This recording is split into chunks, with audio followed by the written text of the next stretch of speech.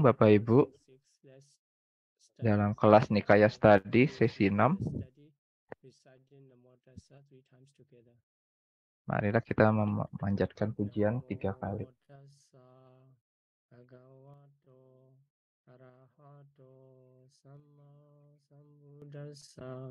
Namo tassa bhagavato arahato sama sambuddhassa.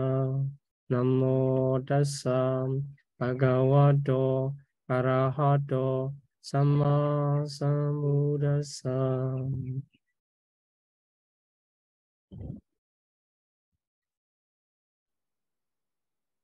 Okay. Welcome to Selamat datang di pertemuan ke-6. today's lesson. We will finalize about the Samanaphala Sutta. Pada pertemuan ini kita akan melanjutkan tentang Samanaphala Sutta. Kita sudah ada 2 pertemuan sebelumnya tentang ini, yaitu tentang buah daripada pertapaan. Terkait dengan pertanyaan daripada Raja Ajata I, apakah buah daripada pertapaan? Dan Yang Mulia Buddha menjelaskan apa itu buah daripada pertapaan.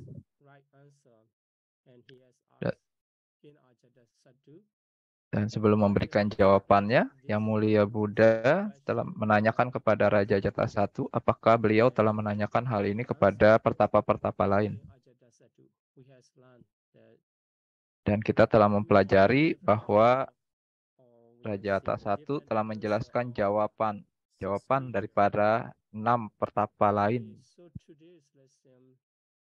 Jadi pada kesempatan ini kita akan menekankan bagaimana jawaban Yang Mulia Buddha. Jadi apakah buah dari pertapaan yang dijelaskan oleh Yang Mulia Buddha?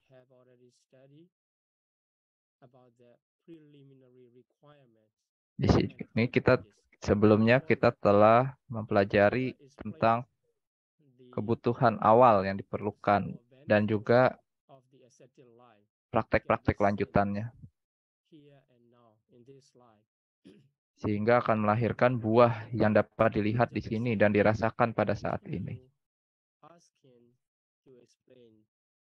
Lalu Raja Ajata I masih terus menanyakan lebih lanjut lagi buah-buah yang lebih tinggi. Maka kemudian Yang Mulia Buddha menjelaskan kelanjutannya.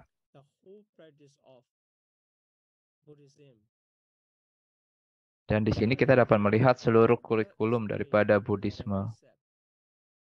Di sini di awal Yang Mulia Buddha menjelaskan tentang moralitas yang mulia.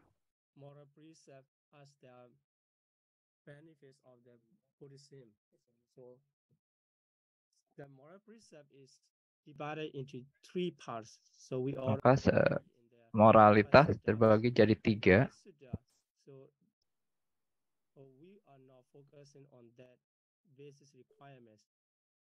Tetapi di sini kita tidak fokus pada hal-hal yang bawah, tapi kita akan melanjutkan tentang buah-buah yang lebih tinggi. Ini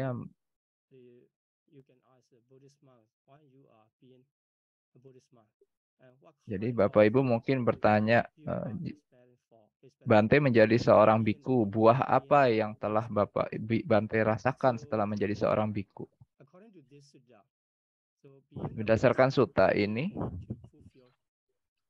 seorang biku dia harus memiliki atau memenuhi praktek latihan moralitas atau sila.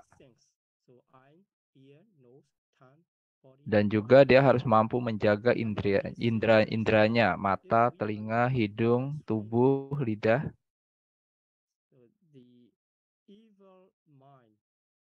Ketika dia menjaga indra-indranya, maka jika tidak terjaga, maka pikiran buruk dapat muncul dalam individu tersebut. Tetapi dengan mengontrol 6 pintu indera ini, kita dapat maju untuk mencapai pencapaian yang lebih tinggi, yaitu menegakkan perhatian, mindfulness, sati, dan juga kesadaran penuh sampajana.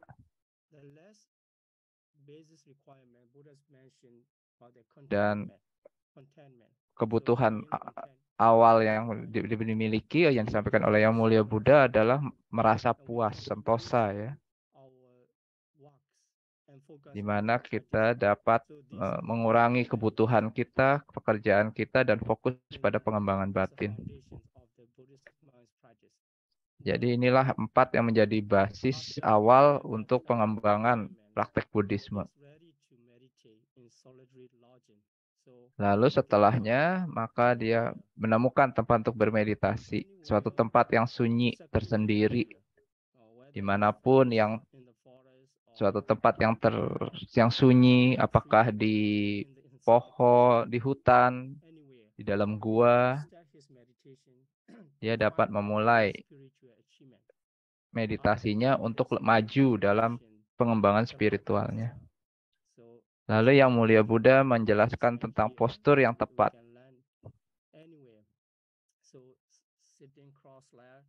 yaitu duduk dengan kaki bersila, punggungnya ditegakkan,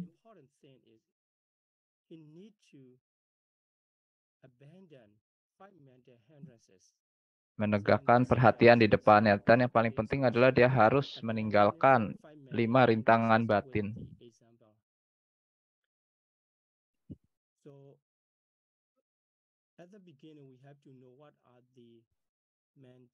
Pada awalnya kita perlu tahu apakah itu 5 rintangan batin yang dapat menghalangi pengembangan spiritual kita. Bagi seorang biku Buddhis, kami menargetkan untuk peningkatan spiritual.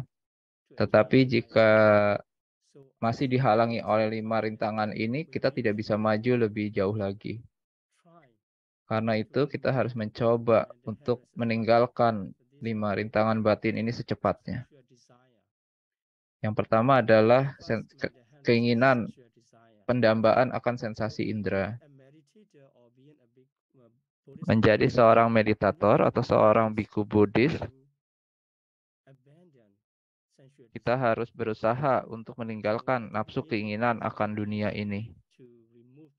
Tentu di awal tidaklah mudah untuk sepenuhnya meninggalkan ini, tapi harus perlahan-perlahan untuk ditinggalkan. Kita harus bisa mencoba melampaui ini.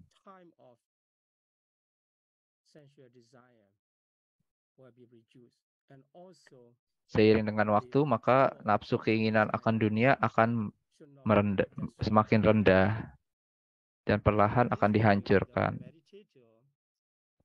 Di sini meditator dapat meninggalkan nafsu keinginan akan sensasi indera. Dan untuk setiap rintangan batin ada contoh yang diberikan. Yang Mulia Buddha menjelaskan, bayangkan ada seorang yang mengambil pinjaman untuk mengembangkan usahanya. Orang ini kemudian merasa terbeban, memiliki kewajiban untuk membayar utangnya. Demikian pula kenikmatan sensasi indera itu membuat kita seperti berhutang, melakukan banyak hal. Tapi pada saat ini usahanya menjadi berhasil dan dia menjadi makmur. Dia mampu membayar hutang-hutangnya dan dengan yang tersisa dia mampu mendukung keluarga dan istrinya.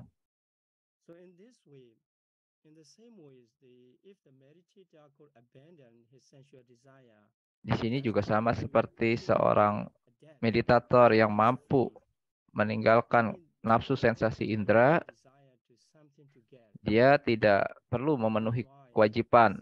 Ketika ada dorongan untuk sensasi indera muncul, dia seolah-olah berkewajiban untuk memenuhinya. Ini menjadi satu penghalang. Maka ini bagaikan seorang yang sudah melunasi hutang-hutangnya. Rintangan batin yang kedua adalah pikiran yang penuh kebencian. Ketika kita sedang merasa marah, kita tidak dapat mengembangkan batin kita. Maka seorang meditator harus mampu meninggalkan pikiran jahat dan kebencian dan mengembangkan cinta kasih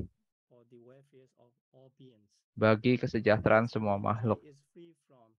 Dengan cara demikian, dia akan terbebas dari rintangan batin yang kedua, yaitu pikiran jahat dan kebencian.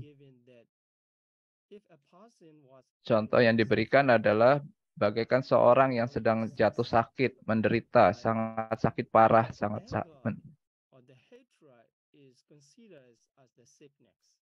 jadi rasa marah, rasa kebencian dibagikan seorang diumpamakan sebagai rasa sakit. Jika kita dapat mengembangkan pikiran penuh cinta kasih, maka kita akan terbebas dari penderita sakit batin kita. Jadi ini adalah rintangan batin kedua yang harus kita tinggalkan. Yang ketiga adalah ketika kita berusaha untuk bermeditasi, maka kita merasa ngantuk. Ini adalah rintangan batin juga yang ketiga, yaitu adalah rasa kantuk dan malas. Kita tidak mampu memusatkan perhatian kita pada objek yang benar. Maka kita harus mampu meninggalkan kantuk dan lembam. Jadi contoh yang diberikan adalah seorang yang sedang berada di dalam penjara. Dia tidak dapat dengan bebas melakukan apa yang dia inginkan karena dia berada di dalam penjara. Tetapi kemudian dia dibebaskan dari penjara. Maka dia dapat melakukan sesuai kehendaknya. Demikian juga jika kita dapat meninggalkan rasa kantuk dan lembam, kita dapat mengembangkan praktek spiritual kita. Yang keempat adalah rasa takut dan gelisah. Ketika pikiran kita terombang-ambing, kita tidak dapat mengembangkan praktek spiritual kita. Maka kita perlu menenangkan batin kita dan melampaui rasa takut dan khawatir ini. Ini amatlah sangat penting karena meditator setiap mencoba bermeditasi biasanya umum melaporkan tentang pikiran yang mengembara ke sana kemari. Ini sama seperti menjadi seorang budak. Jika kita dapat mengendalikan pikiran kita, maka kita menjadi tuan bagi batin kita sendiri. Kita dapat memerintahkan, mengontrol pikiran kita. Dan yang kelima, rintangan terakhir adalah keraguan-raguan. Apakah praktek ini benar atau enggak? Maka muncul keraguan-raguan. Kita tidak bisa maju lagi.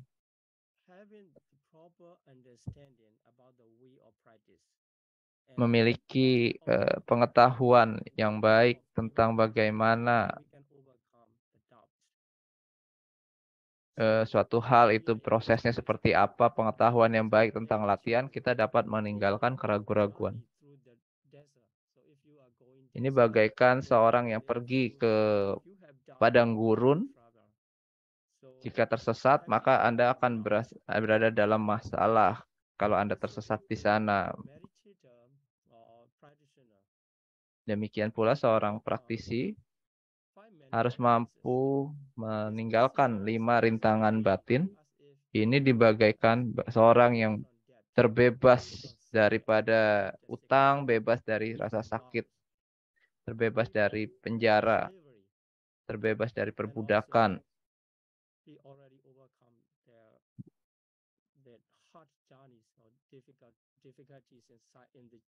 Dan juga sudah mampu menyelesaikan perjalanan melewati daerah gurun yang berbahaya. Dengan demikian dia mampu melewati rintangan yang pertama. Dan pada saat kita mampu melampaui 5 rintangan ini, dia akan mengetahui bahwa praktek saya sudah mulai berkembang. Maka dia merasa lega. kelegaan muncul padanya. Ketika kelegaan ini muncul, maka dia merasa gembira.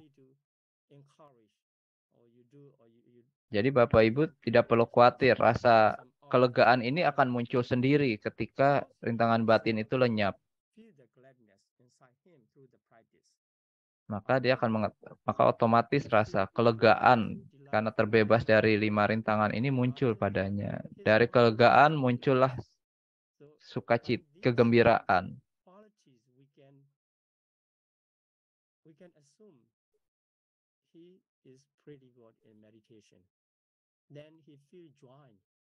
Maka kemudian ketika dia merasakan kegembiraan, maka tubuhnya menjadi ditenangkan. Dia merasa, oh sekarang meditasi saya berjalan dengan baik. Dengan tubuh yang ditenangkan, dia merasakan kenikmatan. Dengan rasakan kenikmatan akan meditasi, maka pikirannya terkonsentrasi.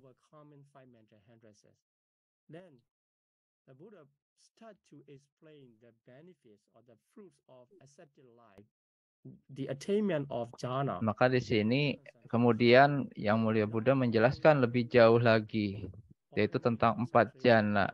Bukan hanya konsentrasi yang biasa, tetapi konsentrasi yang memiliki kebahagiaan yang tinggi, yaitu adalah jana. Di mana kita tahu ada 4 jenis jana dalam alam bermateri. Jana 1, 2, 3, dan 4. Ini dianggap sebagai keberhasilan atau pencapaian dari konsentrasi.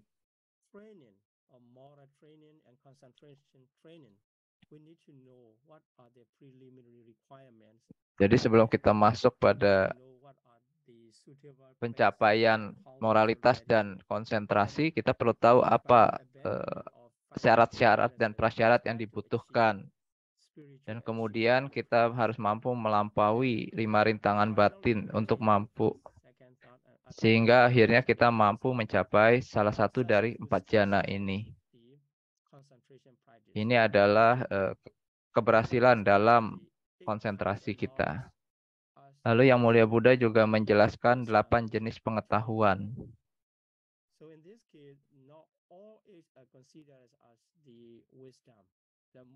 Jadi dari 8 pengetahuan ini tidak semuanya diperhitungkan sebagai kebijaksanaan. Walaupun semuanya disebut memiliki label nyana kebijaksanaan.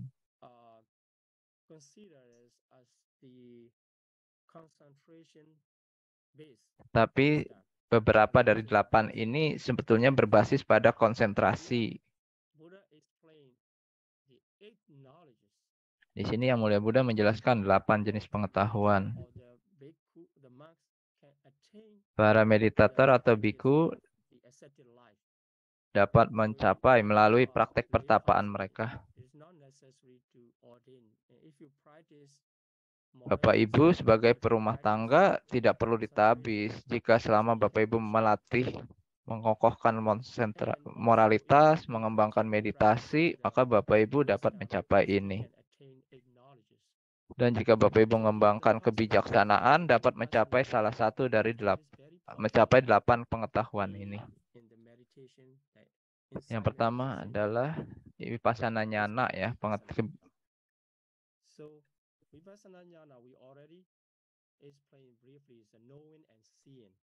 yaitu Vipassana Nyana adalah mengetahui dan melihat daripada fenomena kehidupan.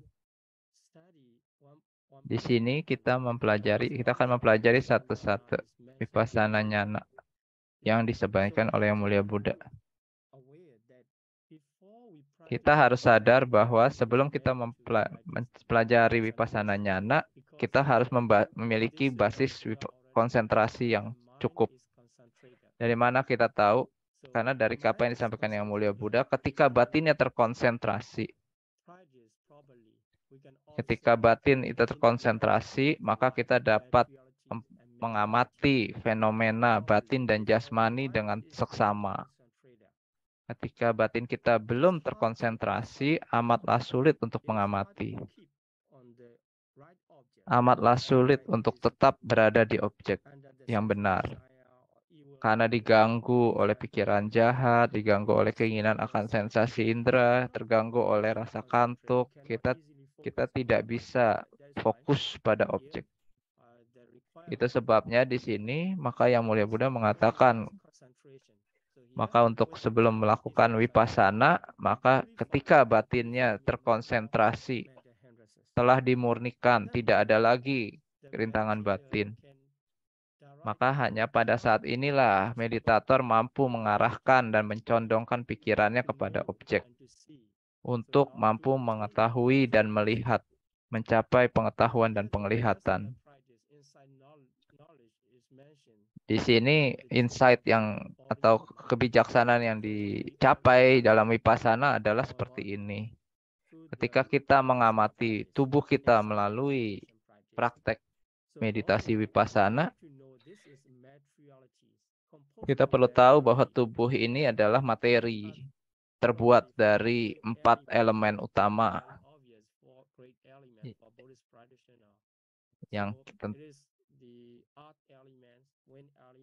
Yang kita tahu adalah unsur tanah, unsur api, unsur angin, dan unsur air. Di dalam tubuh kita dapat menemukan sifat alami dari 4 elemen ini. Maka kita dapat mengetahui bahwa tubuh kita terbuat dari 4 elemen ini. Jika Bapak Ibu mampu memahami 4 elemen ini, maka Bapak Ibu bisa yakin bahwa praktek meditasi vipassana Bapak Ibu sudah cukup tepat. Juga tubuh saya ini terlahirkan oleh ayah dan ibu saya.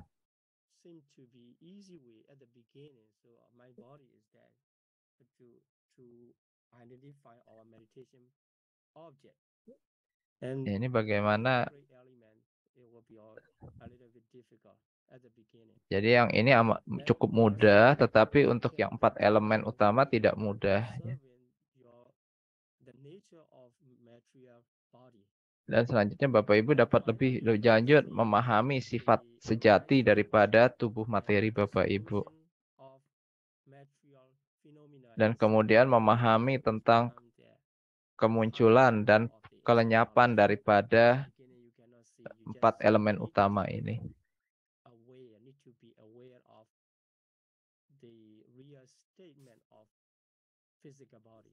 Di mana kemudian Bapak Ibu dapat memahami sifat sejati daripada tubuh jasmani ini.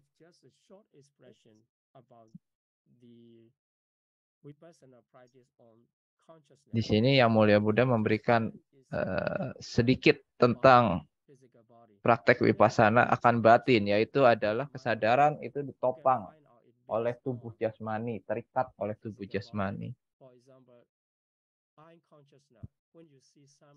Ketika misalnya kesadaran mata, ketika kesadaran melihat muncul, maka dia muncul di mata, menjadi basisnya, yaitu aspek sensitivitas daripada mata di sana. Tanpa adanya landasan mata, maka kesadaran melihat tidak dapat muncul. Itu juga jika mendengar dengan berbasis pada gendang telinga dan materi sensitif di telinga, maka apapun kesadaran yang Bapak Ibu amati dapat menemukan bahwa semuanya memiliki basis dalam landasan tubuh.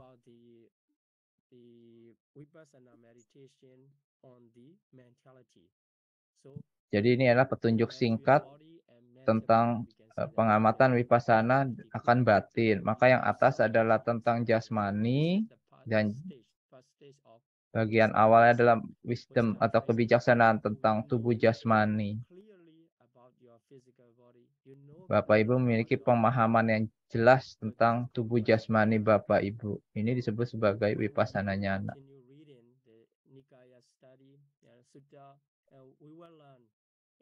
Nanti seiring dengan kelas ini berjalan, Bapak Ibu akan melihat sutta-sutta lain.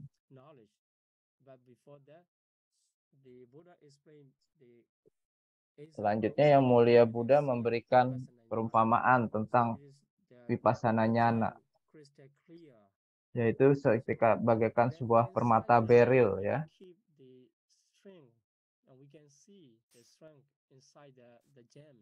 In the same way, yang diuntai dalam sebuah kalung ya. physical body Kita mampu melihat kalung yang tergantung di dalam permata ini. nature. Kita dapat melihat dengan jernih ya, Just like we keep melihat kemunculan dan kelenyapannya. Bagaikan kita melihat permata ini mengamatinya di genggaman tangan kita. Demikianlah pengetahuan vipassana ini. Dan yang kedua dalam praktek kebijaksanaan adalah pengetahuan untuk memproduksi tubuh buatan batin. Ketika dia terkonsentrasi, dia dapat mengembangkan level kebijaksanaan yang tinggi, yaitu memproduksi tubuh buatan pikiran. Tetapi tidak semua biku dapat membuat ini, atau tidak semua yogi mampu melihat ini, membuat ini.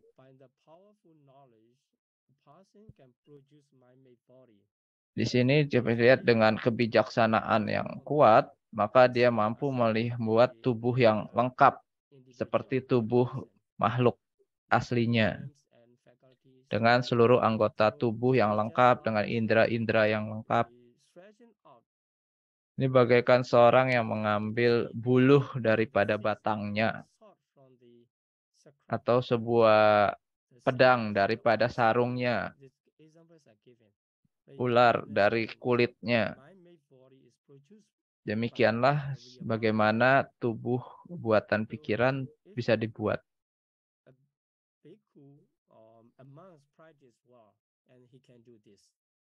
Ketika seorang biku dapat dengan latihan yang baik dapat melakukan ini. Dan juga adalah pengetahuan untuk bagaimana memproduksi berbagai kemampuan supranatural.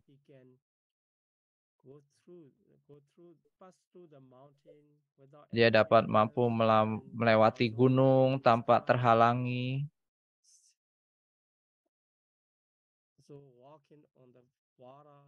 Berjalan di air.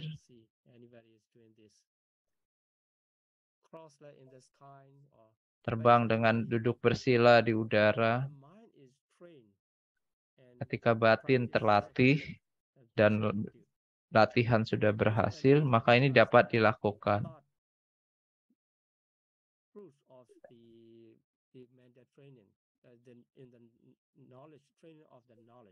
Ini menjadi bagian daripada pengetahuan daripada kebijaksanaan.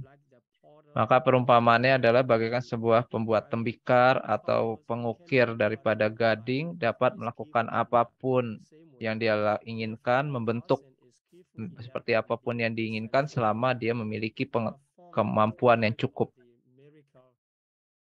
Melakukan berbagai macam keajaiban di sana. Pengetahuan yang lain adalah telinga dewa.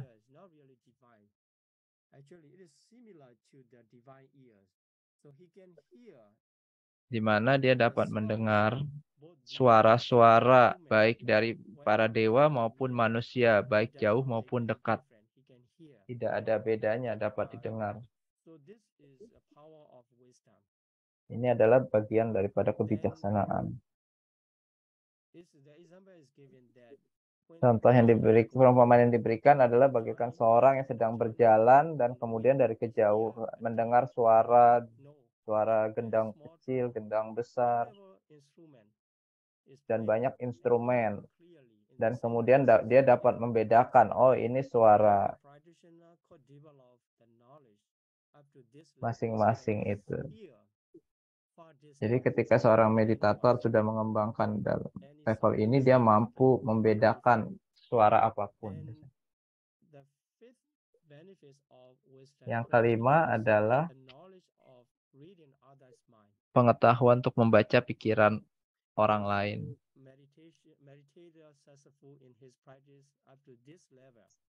Ketika meditator mampu mencapai level ini, dia mampu membaca pikiran orang lain. Dia mampu mengetahui dengan batinnya apa yang dipikirkan oleh orang lain. Jadi dalam sutta ini ada beberapa klasifikasi daripada batin. Dia bisa mengetahui apakah orang itu pikirannya sedang dipenuhi oleh nafsu, saraga cita, atau tanpa nafsu, vitaraga cita. Apakah saat itu dia sedang diliputi oleh kebencian, atau sedang diliputi oleh kebingungan,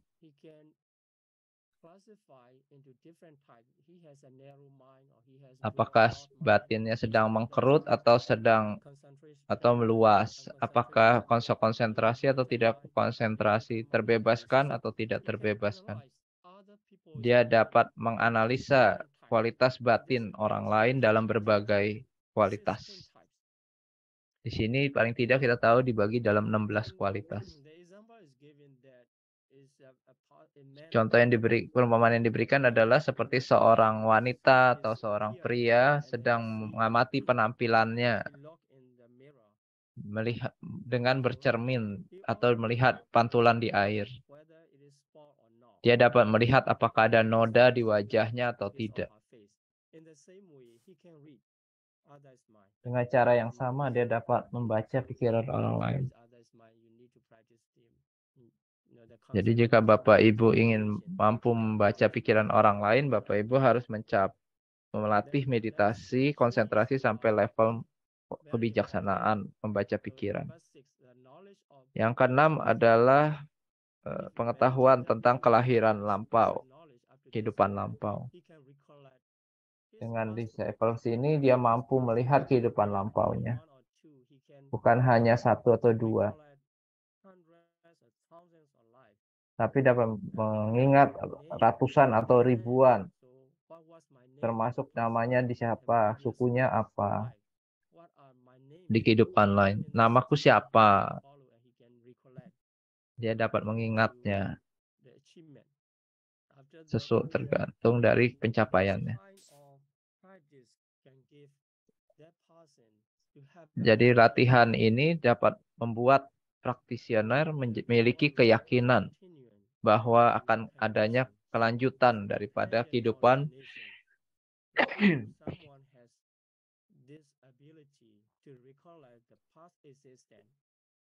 jika seorang mampu mengingat kehidupan lampaunya, dia akan yakin bahwa bukan hanya ada satu kehidupan, tapi kehidupan ini berlanjut dan muncul lenyap.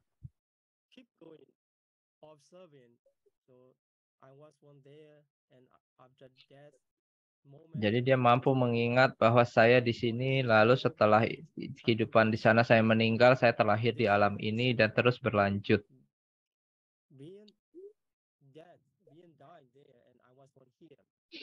Saya kemudian meninggal di sana dan kemudian terlahir di sini. Ini semua muncul dalam pengetahuannya. Dia mampu mengingat seluruh detail-detailnya. Bagaikan seorang dari satu desa dan kemudian berkelana dan kemudian kembali ke desanya. Lalu dia mampu mengingat, oh saya dari desa saya ini dulu saya bermain di sini, duduk di sini. Demikianlah seorang mampu mengingat kehidupan lampaunya. Dia dapat memiliki kebijaksanaan ini. Lalu pengetahuan yang ketujuh adalah mata dewa.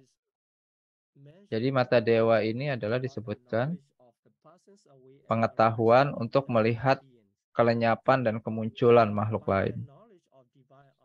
Dengan kemampuan mata dewa, kita dapat mengetahui apakah seorang yang akan meninggal, dia terlahir di mana.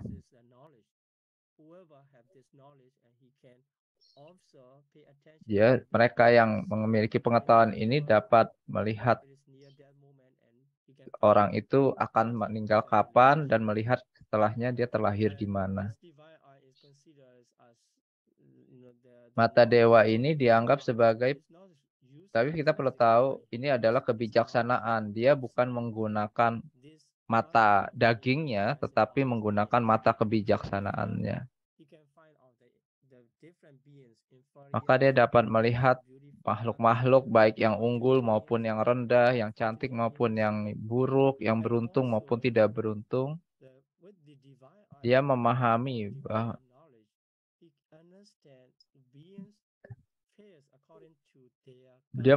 bahwa para makhluk bergantung pada karmanya, tindakan-tindakan yang dilakukan dalam tindakannya.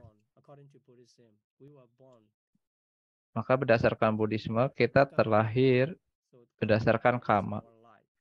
Karma memproduksi kelahiran kembali, dan karma mengatur kehidupan kita.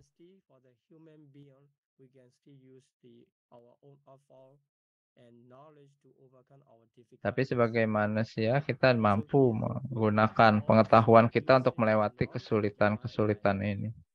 Ketika kita memiliki mata dewa ini, ketika seorang berkubang di kehidupan ini dalam tindakan-tindakan yang buruk dengan tubuh, pikiran, dan pembicaraan, maka dia melahirkan karma yang buruk. Dan dengan kekuatan daripada karma yang buruk ini, di kehidupan yang mendatang, dia terlahir di alam penderitaan, di tujuan yang buruk. Maka di sini kita lihat bahwa apa itu sebabnya, yaitu dia merendahkan orang yang bijaksana, menggenggam pandangan salah, dan kemudian melakukan tindakan-tindakan yang keliru. Maka tindakan-tindakan di kehidupan inilah membawanya kepada kelahiran di alam-alam penderitaan.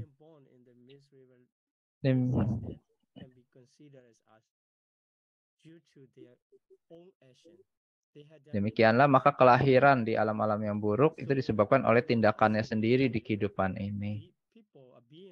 Dan juga kita bisa melihat orang-orang yang memiliki tindakan-tindakan yang bajik dengan tubuh, pembicaraan maupun dengan pikirannya,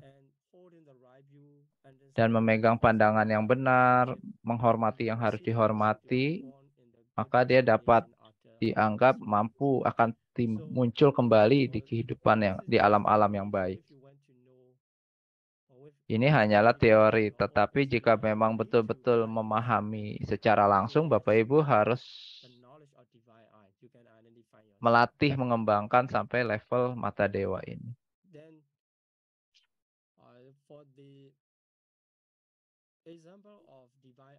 Contoh dari mata dewa, seperti seorang yang berada di ruangan di gedung yang tinggi di persimpangan jalan. Seorang dengan mata yang baik dapat melihat, oh orang ini masuk melalui rumah ini, meninggalkan rumah, berjalan di jalan, ada yang sedang duduk-duduk di persimpangan jalan, dan sebagainya. Maka dengan menggunakan mata dewa, dia dapat melihat para makhluk-makhluk ini melakukan kejahatan di sini, dan kemudian terlahir di sana.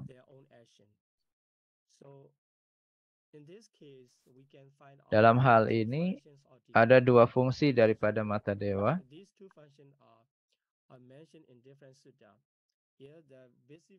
Yang pertama adalah dia mampu melihat bentuk-bentuk yang dapat terlihat di kehidupan ini jauh maupun dekat, besar maupun kecil, halus maupun kasar, mampu dilihat. Lalu kemampuan yang kedua adalah mampu melihat kelenyapan dan kemunculan makhluk-makhluk bergantung pada kondisinya. Lalu yang terakhir, capaian daripada kebijaksanaan adalah kebijaksanaan atau pengetahuan tentang hancurnya kekotoran batin. Jadi batin kita itu dikotori oleh yang namanya asawa ini. Ini mengotori batin kita. Jika kita dapat melenyapkan, maka pengetahuan kita akan menjadi jernih sekali tentang realitas, yaitu tentang 4 kesunyataan mulia, yaitu tentang pertama adalah pengetahuan mulia tentang penderitaan. Dengan batin yang jernih, kita dapat memahami dengan jernih apa itu penderitaan dan juga sebab daripada penderitaan.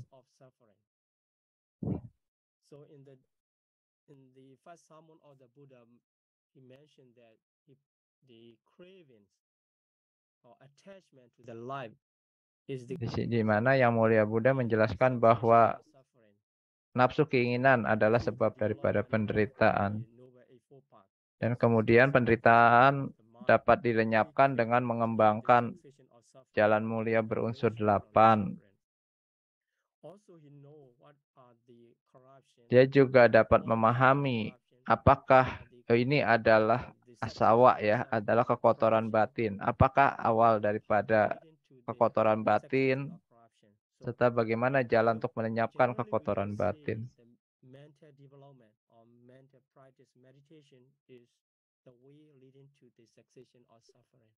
Jadi kita dapat mengatakan bahwa puncak daripada praktek spiritual adalah untuk dapat mengatasi penderitaan.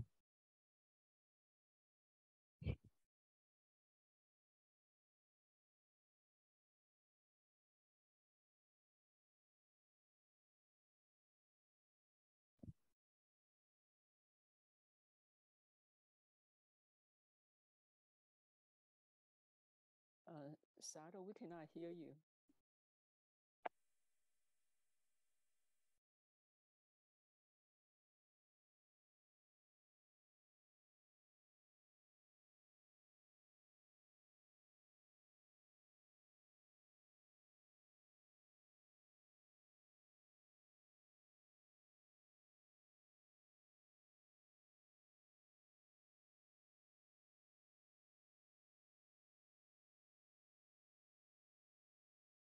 I think this. Okay, I think Sadhu is back. Yeah. Okay, sorry for interruption. Maaf untuk gangguan koneksinya. Okay, let me continue and finish my explanation here. Almost done. Okay. So here, the first rules in the Western training, and the last one, the destruction of the mental corruptions is connected. So if we skip the six, the middle six is okay. So if you practice inside. Jadi ketika Bapak Ibu berlatih Vipassana, maka 6 yang pertama Bapak Ibu nggak raih nggak apa-apa. Yang paling penting adalah mencapai pengetahuan tentang kekotoran batin, kehancuran kekotoran batin ini yang paling penting untuk terbebas dari penderitaan. Ketika Bapak Ibu mampu terbebas, maka Bapak Ibu tidak akan terlahir lagi di kehidupan selanjutnya. Karena selama dalam Buddhisme kita percaya bahwa selama Bapak Ibu memiliki keberadaan dalam bentuk apapun, maka masih ada penderitaan di sana. Maka dengan pengetahuan kehancuran daripada kekotoran batin, tidak akan ada lagi kelahiran kembali, dan maka kedamaian yang sejati akan dicapai. Jadi dengan kekuatan daripada kebijaksanaan, maka kita dapat menghancurkan ketidaktahuan. Maka kemudian Bapak Ibu dia dapat memahami bahwa dia telah mencapai kebijaksanaan yang tertinggi. Maka dapat memahami bahwa kelahiran telah selesai, kehidupan suci telah dijalankan. Saya telah melakukan apa yang harus saya lakukan dalam kehidupan ini. Tidak ada lagi yang harus dilakukan.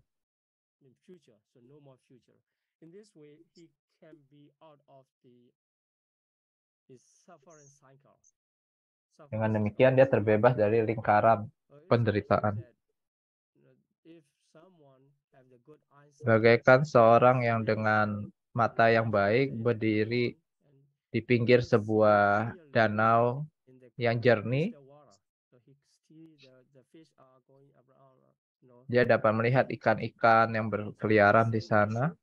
Demikianlah dia memahami dengan pengetahuannya, dengan pencapaiannya ini bahwa kesadaran kelahiran telah selesai dan seterusnya.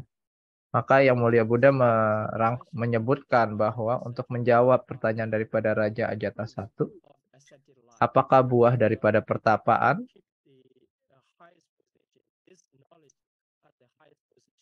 Dan Yang Mulia Buddha kemudian menjelaskan bahwa tidak ada buah yang lebih tinggi lagi daripada pengetahuan ini. Nah, tapi untuk semuanya ini maka harus dimulai daripada latihan moralitas. Setelah Yang Mulia Buddha menjelaskan kepada Raja Ajatasattu, maka Raja Ajatasattu sangat gembira sekali. Dia mengatakan bahwa ini sangat jernih sekali. Beliau sudah bertanya kepada 6 pertapa lain tapi tidak bisa mendapatkan jawaban yang memuaskan. Tapi baru sekaranglah beliau memperoleh jawaban yang memuaskan. Maka kemudian beliau berlindung pada Buddha, Dhamma, dan Sangha menjadi pengikut umat awam. Dan kemudian berjanji akan mempraktekannya sebaik mungkin dan memohon untuk diterima sebagai pengikut.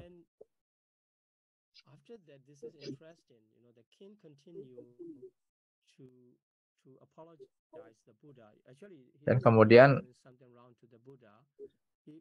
Yang Raja Ajatasattu mengaku kesalahannya ketika membunuh ayahnya. Sementara ayahnya adalah pengikut Yang Mulia Buddha.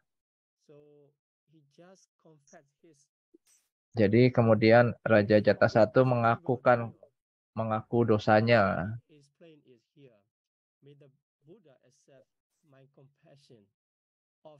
Semoga Yang Mulia Buddha menerima pengakuan dosa saya dan semoga saya dapat mengekang diri saya di masa depan.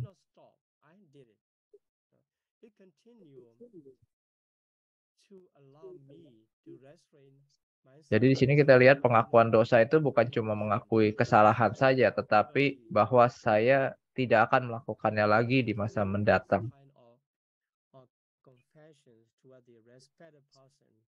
Nah, kita juga bisa melakukan ini kepada orang-orang yang kita hormati. Saya telah melakukan kesalahan ini, tetapi yang paling penting adalah agar saya tidak mengulanginya di masa mendatang. Lalu Yang Mulia Buddha menerima pengakuan dosa daripada Raja Ajatasattu ini.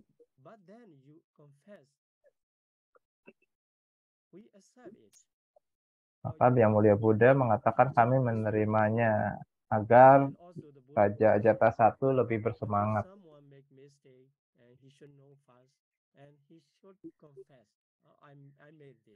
Lalu Yang Mulia Buddha mengatakan bahwa mereka yang mengakui kesalahannya untuk perkembangan di masa mendatang itu adalah suatu hal yang baik.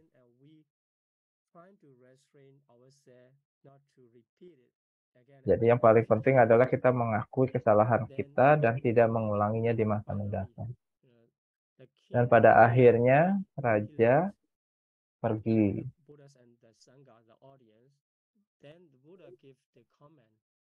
Namun setelah itu Yang Mulia Buddha memberikan komentar. Karena Raja telah melakukan kesalahan yang besar yaitu membunuh ayahnya sendiri, maka dia tidak dapat mengembangkan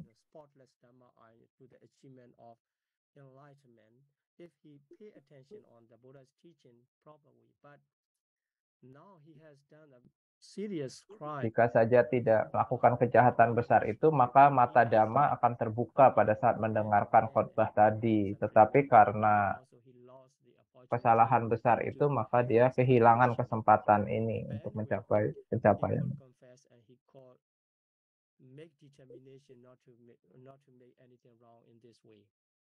Okay, so thank you for your attention, and this is how the Buddha explained. Demikianlah bagaimana Yang Mulia Buddha menjelaskan, menjawab pertanyaan apa itu buah daripada pertapaan. So if you want to know, you need to read more and you need to discuss more. Thank you for your attention. And let's Terima continue with kasih.